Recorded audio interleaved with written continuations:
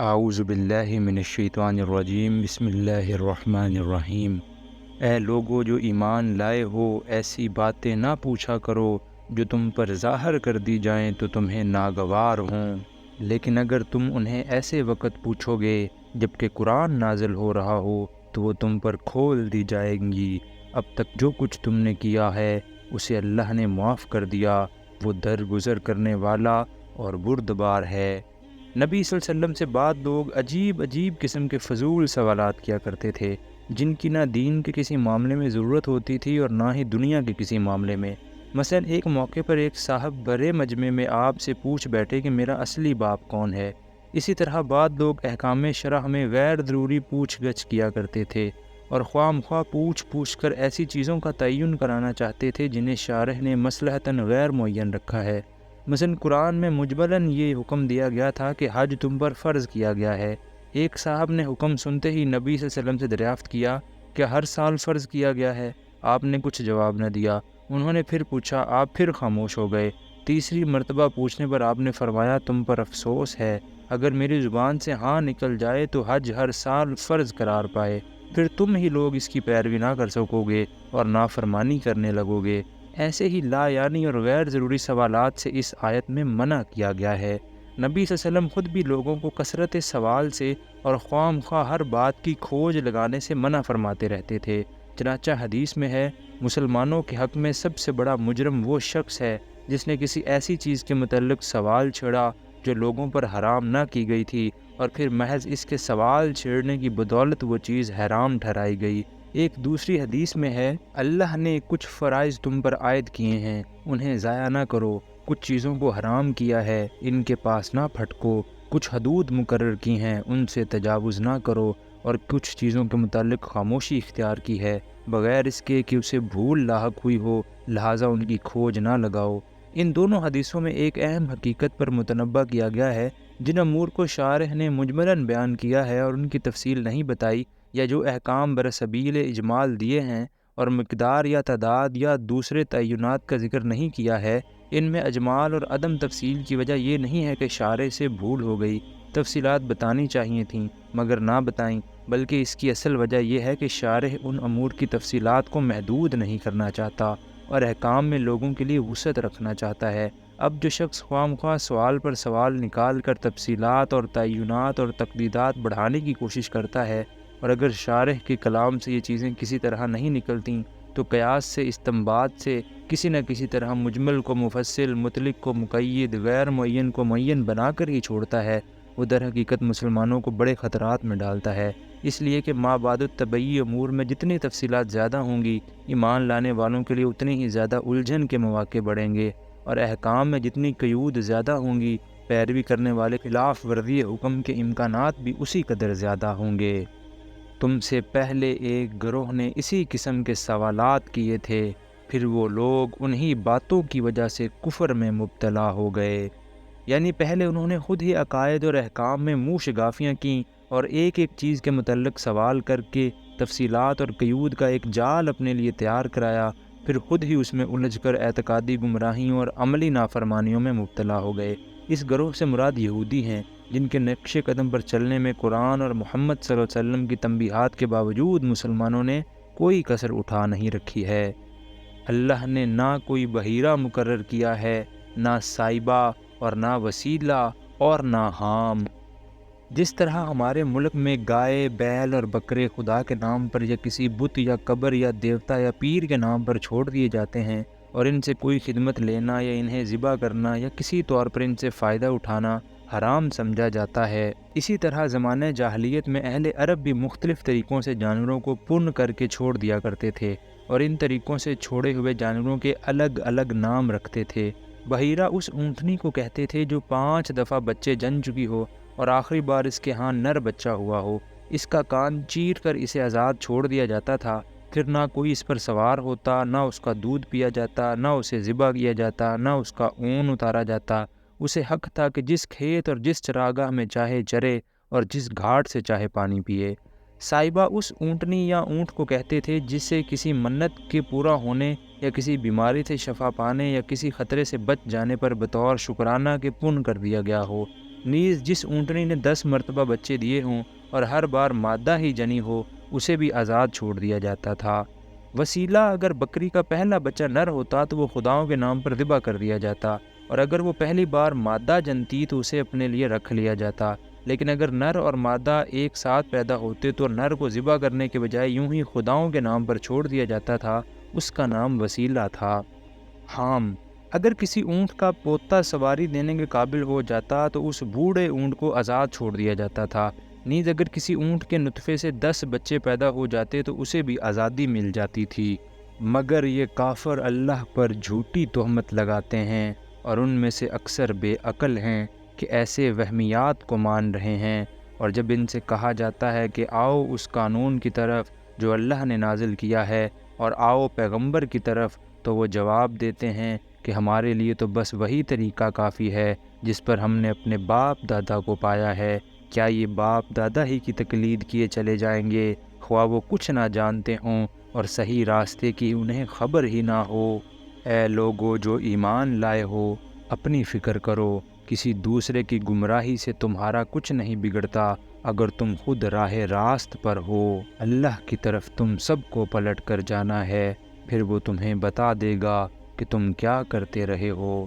یعنی بجائے اس کے کہ آدمی ہر وقت یہ دیکھتا رہے کہ فلاں کیا کر رہا ہے اور فلاں کے عقیدے میں کیا خرابی ہے اور فلاں کے اعمال میں کیا برائی ہے، اسے یہ دیکھنا چاہیے کہ وہ خود کیا کر رہا ہے۔ اسے فکر اپنے خیالات کی، اپنے اخلاق اور اعمال کی ہونی چاہیے کہ وہ کہیں خراب نہ ہوں۔ اگر آدمی خود اللہ کی اطاعت کر رہا ہے، خدا اور بندوں کے جو حقوق اس پر عائد ہوتے ہیں انہیں ادا کر رہا ہے، اور راست روی اور راست بازی کے مقتضیات پورے کر رہا ہے جن میں لازماً امر بالمعروف و نہی عن المنکر بھی شامل ہیں، تو یقیناً کسی شخص کی گمراہی اور کج روی اس کے لیے نقصان دہ نہیں ہو سکتی۔ اس آیت کا یہ منشا ہرگز نہیں ہے کہ آدمی بس اپنی نجات کی فکر کرے، دوسروں کی اصلاح کی فکر نہ کرے۔ حضرت ابوبکر صدیق اس غلط فہمی کی تردید کرتے ہوئے اپنے ایک خطبے میں فرماتے ہیں، لوگوں تم اس آیت کو پڑھتے ہو اور اس کی غلط تعویل کرتے ہو۔ میں نے رسول اللہ صلی اللہ علیہ وسلم کو یہ فرماتے سنا ہے کہ جب لوگوں کا حال یہ ہو جائے کہ وہ برائی کو دیکھیں اور اسے بدلنے کی کوشش نہ کریں، ظالم کو ظلم کرتے ہوئے پائیں اور اس کا ہاتھ نہ پکڑیں، تو بعید نہیں کہ اللہ اپنے عذاب میں سب کو لپیٹ لے۔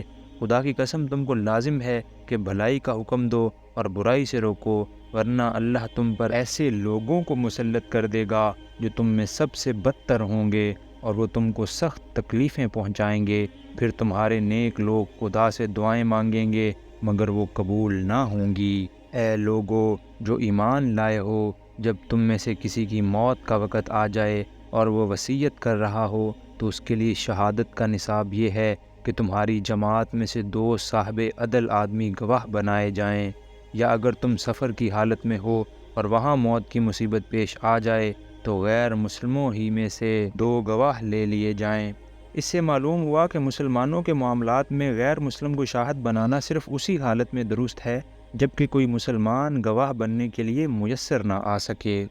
پھر اگر کوئی شک پڑ جائے تو نماز کے بعد دونوں گواہوں کو مسجد میں روک لیا جائے اور وہ خدا کی قسم کھا کر کہیں کہ ہم کسی ذاتی فائدے کے عوض شہادت بیچنے والے نہیں ہیں، اور خواہ کوئی ہمارا رشتہ دار ہی کیوں نہ ہو ہم اس کی رعایت کرنے والے نہیں، اور نہ خدا واسطے کی گواہی کو ہم چھپانے والے ہیں۔ اگر ہم نے ایسا کیا تو گناہ گاروں میں شمار ہوں گے، لیکن اگر پتہ چل جائے کہ ان دونوں نے اپنے آپ کو گناہ میں مبتلا کیا ہے تو پھر ان کی جگہ 2 اور شخص جو ان کی بنسبت شہادت دینے کے لیے اہل تر ہوں ان لوگوں میں سے کھڑے ہوں جن کی حق تلفی ہوئی ہو، اور وہ خدا کی قسم کھا کر کہیں کہ ہماری شہادت ان کی شہادت سے زیادہ برحق ہے اور ہم نے اپنی گواہی میں کوئی زیادتی نہیں کی ہے۔ اگر ہم ایسا کریں تو ظالموں میں سے ہوں گے۔ اس طریقے سے زیادہ توقع کی جا سکتی ہے کہ لوگ ٹھیک ٹھیک شہادت دیں گے، یا کم از کم اس بات ہی کا خوف کریں گے کہ ان کی قسموں کے بعد دوسری قسموں سے کہیں ان کی تردید نہ ہو جائے۔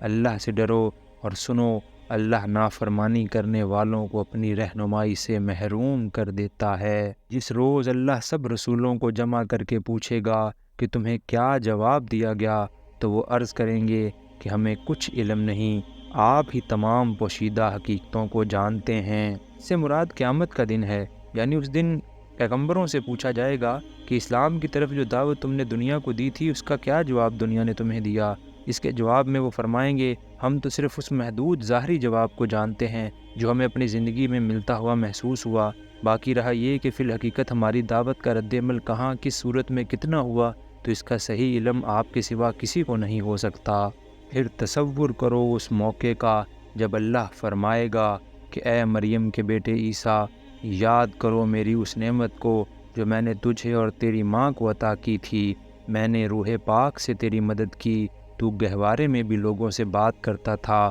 اور بڑی عمر کو پہنچ کر بھی۔ ابتدائی سوال تمام رسولوں سے بحثیت مجموعی ہوگا، پھر ایک ایک رسول سے الگ الگ شہادت لی جائے گی، جیسا کہ قرآن مجید میں متعدد مقامات پر بتصریح ارشاد ہوا ہے۔ اسی سلسلے میں حضرت عیسیٰ علیہ السلام سے جو سوال کیا جائے گا وہ یہاں بطور خاص نقل کیا جا رہا ہے۔ میں نے تجھ کو کتاب اور حکمت اور تورات اور انجیل کی تعلیم دی، تو میرے حکم سے مٹی کا پتلا پرندے کی شکل کا بناتا تھا اور اس میں پھونکتا تھا اور وہ میرے حکم سے پرندہ بن جاتا تھا۔ تو مادرزاد اندھے اور کوڑھی کو میرے حکم سے اچھا کرتا تھا، تو مردوں کو میرے حکم سے نکالتا تھا، یعنی حالت موت سے نکال کر زندگی کی حالت میں لاتا تھا۔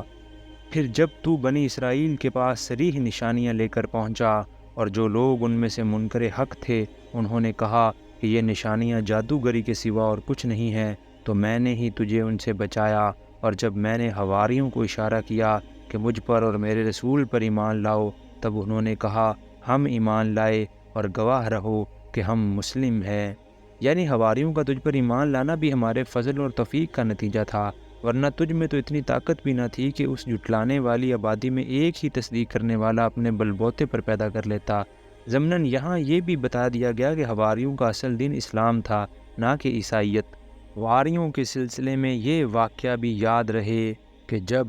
حواریوں نے کہا، کیونکہ حواریوں کا ذکر آ گیا تھا اسی لیے سلسلہ کلام کو توڑ کر جملہ معترضہ کے طور پر یہاں حواریوں ہی کے متعلق ایک اور واقعے کی طرف بھی اشارہ کر دیا گیا، جس سے یہ بات صاف ظاہر ہوتی ہے کہ مسیح سے براہ راست جن شاگردوں نے تعلیم پائی تھی وہ مسیح کو ایک انسان اور محض ایک بندہ سمجھتے تھے، اور ان کے وہم و گمان میں بھی اپنے مرشد کے یا خدا یا شریک خدا یا فرزند خدا ہونے کا تصور نہ تھا۔ نیز یہ کہ مسیح نے خود بھی اپنے آپ کو ان کے سامنے ایک بندہ بے اختیار کی حیثیت سے پیش کیا تھا۔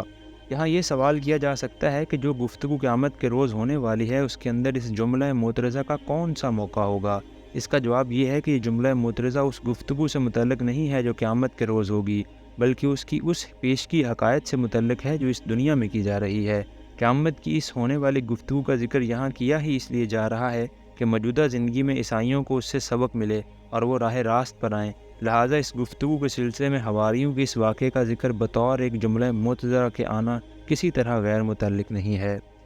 حواریوں نے کہا اے عیسیٰ ابن مریم، کیا آپ کا رب ہم پر آسمان سے کھانے کا ایک خوان اتار سکتا ہے؟ تو عیسیٰ نے کہا اللہ سے ڈرو اگر تم مومن ہو۔ انہوں نے کہا ہم بس یہ چاہتے ہیں کہ اس دسترخوان سے کھانا کھائیں اور ہمارے دل مطمئن ہوں اور ہمیں معلوم ہو جائے کہ آپ نے جو کچھ ہم سے کہا ہے وہ سچ ہے اور ہم اس پر گواہ ہوں۔ اس پر عیسیٰ ابن مریم نے دعا کی، خدایا ہمارے رب، ہم پر آسمان سے ایک خوان نازل کر جو ہمارے لیے اور ہمارے اگلوں پچھلوں کے لیے خوشی کا موقع قرار پائے، اور تیری طرف سے ایک نشانی ہو، ہم کو رزق دے اور تو بہترین رازق ہے۔ اللہ نے جواب دیا میں اس کو تم پر نازل کرنے والا ہوں، مگر اس کے بعد جو تم میں سے کفر کرے گا اسے میں ایسی سزا دوں گا جو دنیا میں کسی کو نہ دی ہوگی۔ قرآن اس باب میں خاموش ہے کہ یہ خوان فی الواقعہ اتارا گیا یا نہیں۔ دوسرے کسی معتبر ذریعے سے بھی اس سوال کا جواب نہیں ملتا۔ ممکن ہے کہ یہ نازل ہوا ہو اور ممکن ہے کہ حواریوں نے بعد کی خوفناک دھمکی سن کر اپنی درخواست واپس لے لی ہو۔ غرض جب یہ احسانات یاد دلا کر اللہ فرمائے گا کہ اے عیسیٰ ابن مریم، کیا تو نے لوگوں سے کہا تھا کہ خدا کے سوا مجھے اور میری ماں کو بھی خدا بنا لو؟ عیسائیوں نے اللہ کے ساتھ صرف مسیح اور روح القدس ہی کو خدا بنانے پر اکتفا نہیں کیا، بلکہ مسیح کی والدہ ماجدہ حضرت مریم کو بھی ایک مستقل معبود بنا ڈالا۔ حضرت مریم علیہ السلام کی الوہیت اور یا قدوسیت کے متعلق کوئی اشارہ تک بائبل میں موجود نہیں ہے۔ مسیح کے بعد ابتدائی 300 برس تک عیسائی دنیا سے اس تخیل سے بالکل ناآشنا تھے۔ تیسری صدی عیسوی کے آخری دور میں اسکندریہ کے بعد علماء دینیات نے پہلی مرتبہ حضرت مریم کے لیے ام اللہ یا مادر خدا کے الفاظ استعمال کیے۔ اس کے بعد آہستہ آہستہ الوہیت مریم کا عقیدہ اور مریم پرستی کا طریقہ عیسائیوں میں پھیلنا شروع ہوا، لیکن اول چرچ اسے باقاعدہ تسلیم کرنے کے لیے تیار نہ تھا، بلکہ مریم پرستوں کو فاسد العقیدہ قرار دیتا تھا۔ پھر جب نستوریس کے اس عقیدے پر کہ مسیحی کی واحد ذات میں دو مستقل جداگانہ شخصیتیں جمع تھیں، مسیحی دنیا میں بحث و جدال کا ایک طوفان اٹھ کھڑا ہوا، تو اس کا تصفیہ کرنے کے لیے 431 میں شہر افسوس میں ایک کونسل منعقد ہوئی، اور اس کونسل میں پہلی مرتبہ کلیسا کی سرکاری زبان میں حضرت مریم کے لیے مادر خدا کا لقب استعمال کیا گیا۔ اس کا نتیجہ یہ ہوا کہ مریم پرستی کا جو مرض اب تک کلیسا کے باہر پھیل رہا تھا، وہ اس کے بعد کلیسا کے اندر بھی تیزی کے ساتھ پھیلنے لگا، حتیٰ کہ نزول قرآن کے زمانے تک پہنچتے پہنچتے حضرت مریم اتنی بڑی دیوی بن گئیں کہ باپ، بیٹا اور روح القدس تینوں ان کے سامنے ہیچ ہو گئے۔ اس کے مجسمے جگہ جگہ کلیساؤں میں رکھے ہوئے تھے، ان کے آگے عبادت کے جملہ مراسم ادا کیے جاتے تھے، انہی سے دعائیں مانگی جاتی تھیں، وہیں فریاد رس، حاجت روا اور مشکل کشا اور بے کسوں کی پشتیبان تھیں۔ اور ایک مسیحی بندے کے لیے سب سے بڑا ذریعہ اعتماد اگر کوئی تھا تو وہ یہ تھا کہ مادر خدا کی حمایت و سرپرستی اس سے حاصل ہو۔ کیسر جسٹینین اپنے ایک قانون کی تمہید میں حضرت مریم کو اپنی سلطنت کا حامی و ناصر قرار دیتا ہے۔ اس کا مشہور جنرل نرسیس میدان جنگ میں حضرت مریم سے ہدایت و رہنمائی طلب کرتا ہے۔